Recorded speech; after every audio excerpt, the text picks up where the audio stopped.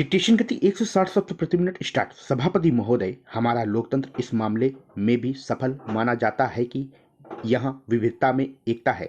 यहाँ विभिन्न जाति और धर्म के लोग रहते हैं। आपस में क्षेत्र, धर्म, भाषा और जाति के आधार पर टकराव भी होते हैं, लेकिन उन सबके बावजूद देश की एकता एवं अखंडता के सवाल पर देश एक साथ खड़ा रहता है। जब कभी किसी बाहरी ताकत ने इस देश के ऊपर नजर डाली या आक्रमण किया तो पूरा देश एक साथ खड़ा हो गया। उस समय जाति, धर्म, भाषा और क्षेत्र की विविधताएं हमारी एकता में बाधक नहीं बन पाई। आपको विदित है और मेरा ऐसा मत है कि आज भी संसद के सामने बड़ी चुनौतियां हैं। राजनीतिक, सामाजिक एवं आर्थिक असमानता को दूर करने की दिशा में हमें ज़्यादा सफलता नहीं मिल पाई है। आज अमीर व्यक्ति और अमीर होता जा रहा है और गरीब व्यक्ति गरीबी की ओर बढ़ता जा रहा है।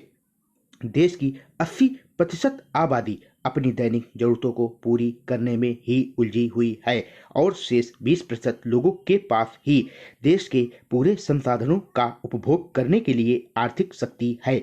ऐसी स्थिति में हम अपनी जिम्मेदारी से भाग नहीं सकते हैं। यह हमारा ही काम है कि देश के किसी भी व्यक्ति की मूलभूत आवश्यकताएं जैसे रोटी, कपड़ा और मकान पूरी हों। लोगों को अच्छी शिक्षा एवं स्वास्थ्य सेवाएं उपलब्ध कराना भी हमारी ही जिम्मेदारी है। इस जिम्मेदारी को हमें सजग रहकर पूरा करना होगा। हमारी जिम्मेदारी है कि देश से गरीबी और बेरोजगारी दूर हो। यह हमारा कर्तव्य भी है कि लोगों का जीवन स्तर सुधरे और वे अपने जीवन में सर्वोत्तम प्राप्त कर सकें। हमें आज इस अवसर पर यही संकल्प लेना चाहिए कि गरीबी, बेरोजगारी और भ्रष्टाचार का कड़ा मुकाबला करके एक समय सीमा के अंदर इन पर विजय प्राप्त करनी है।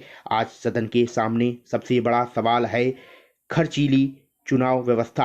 आज सैकड़ों, हजारों करोड़ रुपए इस पर खर्च हो रहे हैं। इस पर विचार कर हमें ऐसा कदम उठाना चाहिए कि चुनावी खर्च के लिए किसी को भ्रष्टाचार का अनुसरण न करना पड़े। मैं आज अपने को बहुत गौरवान्वित मैं अनुभव कर रहा हूं और मैं गर्व के साथ कहना चाहता हूं कि इस सदन की गरिमा और मर्यादा को बनाए रखना हम सभी जनता के प्रतिनिधियों का दायित्व है और इस दायित्व का निर्वहन करने में कोई कमी नहीं रहनी चाहिए। आज मुझे अत्यंत गर्व हो रहा है कि भारतीय संसद और लोकतंत्र ने इतने वर्षों की सफल यात्रा की है और मुझे इस महान संस्था का सदस्य बनने का सौभाग्य प्राप्त हुआ है। मैं उन महान नेताओं को हार्दिक धन्यवाद देती हूं जिन्होंने अपनी मेहनत, ईमानदारी और कर्मठता के बल पर इस महान संस्था को स्थापित करने में अपना महत्वपूर्ण योगदान दिया है। साथ ही इस शुभ दिन के अवसर पर मैं अपने सभी साथी सदस्यों को हार्दिक बधाई एवं शुभकामनाएं देता हूं।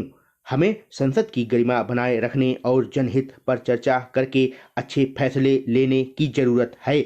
हमें हमेशा यह कोशिश करनी चाहिए कि संसदीय गरिमा को बनाए रखें और लोक हित में काम करते रहें। सभापति जी, मुझे इस अवसर पर अपनी बात कहने का अवसर मिला, इसके लिए मैं आपके प्रति आभारी हूं। आज इस अवसर पर माननीय वरिष्ठ सदस्यों के बीच बोलते हुए मैं अपने को सम्मानित महसूस कर रहा हूं। इस अवसर पर मैं अपने संसदीय क्षेत्र की जनता को भी धन्यवाद देना चाहता हूं जिन्होंने लोकतांत्रिक प्रक्रिया पर विश्वास करके मुझे चुनकर इस सदन में भेजा है। आज संसदीय लोकतंत्र में इतने वर्ष पूरे होने के अवसर पर मुझे इसका साक्षी बनने का सौभाग्य मिला है। लोकतंत्र का मतलब है लोगों के द्वारा, लोगों के लिए और लोगों से चलने वाला शासन। ऐसी शासन व्यवस्था में संसद लोकतंत्र का सबसे मजबूत स्तंभ होती है। वर्ष 1952 से लेकर आज तक जिन संसद सदस्यों ने इस देश की सेवा की है, मैं उन्हें नमन करता हूं। आज दुनिया के सबसे बड़े लोकतंत्र में संसद का सदस्य होने के नाते हमें गर्व का अनुभव हो रहा है। हम सभी सांसद भारत के करोड़ों लोगों की आस्था और अपेक्षाओं को पूरा करने के लिए यहाँ आए हुए हैं। लोकतंत्र का मुख्य आधार इस देश का आम आदमी है। सांसद और सांसदों का मुख्य कार्य इस देश के आम आदमी की आशा, अपेक्षा और जरूरतों को पूरा करना है।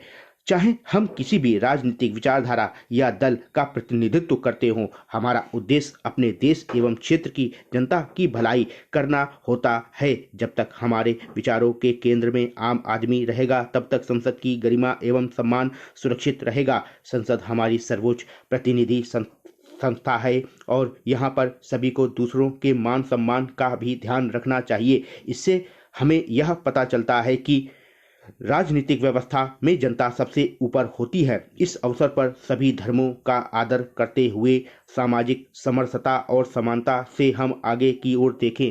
मैं इस अवसर पर आप सभी से निवेदन करना चाहता हूं कि हमें अधिक दृढ़ संकल्प एवं कृतज्ञता के साथ इस दिशा में आगे बढ़ना चाहिए। सभापति महोदय, विकास और समस्याएं एक दूसरे को प्रभावित करती रही हैं, लेकिन भारत की असीमित क्षमता, भारतीयों की देश प्रेम की भावना, उनकी लगन और कठिन परिश्रम से हम पर लड़ाई जीतने में सक्षम है। हमारी संसद इन प्रवृत्तियों का दर्पण रही है। भारत में लोकतांत्रिक संस्थाएं जिस मजबूती के साथ आगे बढ़ी हैं, उसमें सबसे अहम बात यह है कि अनेक धर्म होते हुए भी हम सब अपनी सहिष्णुता, भाईचारे एवं परस्पर आदर को प्राथमिकता देते हैं।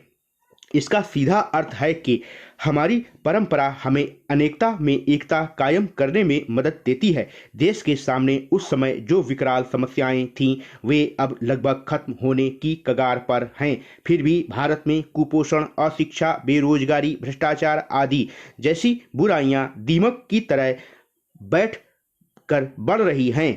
इस बात से इनकार नहीं किया जा सकता है, परंतु मजबूत और सक्षम नेतृत्व से हम भारत से इन बुराइयों को दूर कर विकासशील देश से इस एक विकसित देश बनने के लिए तत्पर हैं। जिस समय भारत आज़ाद हुआ था, उसी समय विश्व में कई अन्य देश भी आज़ाद हुए थे, परंतु उनमें से कई देशों में लोकतंत्र मजबूत नहीं हो सका। आज उनमें से कई देशों में सैनिक शासन है, तो कई देशों के शासकों ने लोकतंत्र को समाप्त करके सत्ता को अपनी मुट्ठी में कैद कर लिया है। ऐसे माहौल में भी भारत ने विश्व में मजबूत लोकतंत्र को बनाए रख कर सभी को दिखा दिया है कि लोकतंत्र की जड़ें भारत में कितनी मजबूत हैं। श्रीमान जी, मैं आपके माध्यम से कहना चाहता हूं और मेरा दृढ़ मत है कि लोकसभा में विभिन्न मुद्दों पर व्यवधान पैदा करके समय की जो हानि हो रही है, उस पर कहीं ना कहीं रोक लगाने की आवश्यकता है। वस्तुतः यह बीमारी सत्ता पक्ष और विपक्ष दोनों को लाभ पहुंचाती है, परंतु इस तात्कालिक लाभ की दूरगामी हानि हमारी लोकतांत्रिक व्यवस्था की जड़ों पर प्रहार करती है। अतः इस संबंध में एक सर्वमान्य रास्ता निकाला जाना लोकतंत्र के लिए आवश्यक हो गया है। हमें अब तक जो सफलता मिली है, उसे बरकरार रखना होगा। हमें देश में लोकतंत्र को बनाए रखने में ईमानदारी से अमीरों और गरीबों के बीच की खाई को पाटना होगा। जब तक गरीबों और अमीरों के बीच की खाई को पाटने का काम नहीं किया जाएगा, तब तक शिक्षा का प्रचार और प्रसार गांवों तक नहीं हो पाएगा और तब तक हमें इस काम को ज़्यादा सफलता मिलने वाली नहीं है। आप जानते हैं और शायद पूरा देश इस बात को मानता है कि अभी हमारे देश में शिक्षा की कमी है। आज इस पावन अवसर पर हम सभी को यह निर्णय करना होगा। मैं आपसे विनम्र निवेदन करना चाहता हूं कि संसद सदस्य किसी क्षेत्र विशेष का ही प्रतिनिधि नहीं होता है, बल्कि वह पूरे देश का प्रतिनिधि होता है। भारत की सेवा करने का अर्थ है भारत के लाखों करोड़ों पीड़ित लोगों की सेवा करना। इसका मतलब है गरीबी और अज्ञानता को मिटाना, अवसर की असमानता को मिटाना और लोगों को अच्छा जीवन स्तर उपलब्ध कराना। मुझे आशा है कि लोगों की उन्नति के लिए संसद में उपस्थित सभी सदस्यों द्वारा प्रयास हमेशा जारी रहेंगे। आज़ादी के इतने लंबे सफर में कभी कुछ लोगों द्वारा संसद के सदस्यों के प्रति अविश्वास भी प्रकट किया गया। भारत एक लोकतंत्र है, इसलिए यहाँ सभी को अपनी बात कहने और बोलने का पूरा अधिकार है, किंतु संसद की मर्यादा और गरिमा का ध्यान रखा जाना चाहिए। संसद के सम्मान को बनाए रखने अति आवश्यक है। इसके साथ ही साथ हमें इस बात को भी ध्यान में रखना होगा कि हमारे कृषि प्रधान देश में आज किसानों की हालत बहुत खराब है। यदि हम विकसित देशों की श्रेणी में आना चाहते हैं, तो हमें किसानों की दशा सुधारने के लिए प्रभावी उपाय करने ही होंगे। देश के हर नागरिक को रोटी, कपड़ा और मकान जैसी मूलभूत सुविधाएं उपलब्ध कराने के लिए हमें प्रयास करने होंगे। एक संसद सदस्य होने के नाते हम सभी को इस दिशा में प्रयास करना होगा और तभी हम संसद की गरिमा एवं उपयोगिता को बनाए रख सकते हैं। मैं अपनी बात समाप्त करते हुए उन सभी महापुरुषों एवं नेताओं को कोटि कोटि नमन करता हूं जो आज हमारे बीच नहीं हैं। स्टॉप।